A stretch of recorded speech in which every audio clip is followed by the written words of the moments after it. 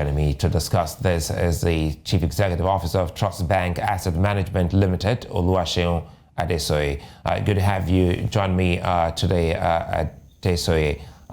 Looking at what this means for Nigeria, could you let us in on what this reality of recession would mean for the government, perhaps as well as the citizens? The reality of the times is that for me, it's not just that we're in recession, it's the fact that there's hyperinflation, and which means prices are actually rising, skyrocketing beyond the reach of the average Nigeria. And so that even portends more danger because we're tending towards stagflation. Now, we've only seen, yes, the economy, the GDP recovered slightly beyond most analysts' projection. But if you look at it, the impact of NSAS, we are yet to see that because that happened in Q4. And so by the time the Q4 numbers are coming out, I'm not sure it's going to be any better. It's most likely going to be tougher for Nigeria. So that means it's a bumpy road ahead, and we had better prepare for it.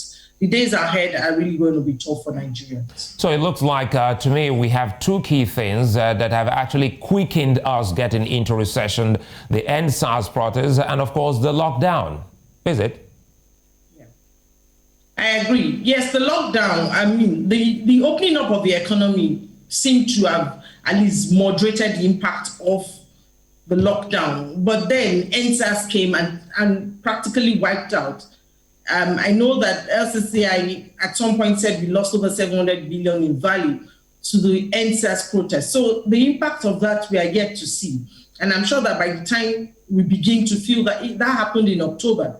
So by the time that means inflation is going to even skyrocket much higher. Analysts have pretended that it will probably end at like 15%. So if we're going above 15%, then the yields are coming down drastically. So it's a bucket of trouble. As we talk about this bucket of trouble, one of the things I want us to also try and look at, let's pick one out of that bucket. Do you also think that, because some analysts are saying that the closure of Nigeria's land borders also accounted for us getting into this state that we are in at the moment? I agree absolutely, because whether we like it or not, oil is no more the big deal. I mean, we could see that by the contribution from what it did to the GDP. The contribution to GDP is reducing by the day. And then the non-oil sectors are the ones pushing the GDP, giving the lift that it's even getting.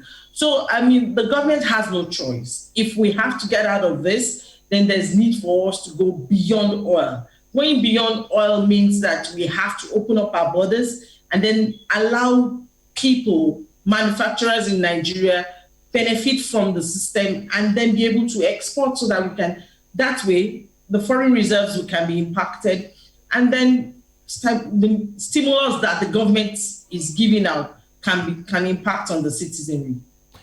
Well, I'd like to thank you very much, Adesoye, for speaking with us on the news for this hour.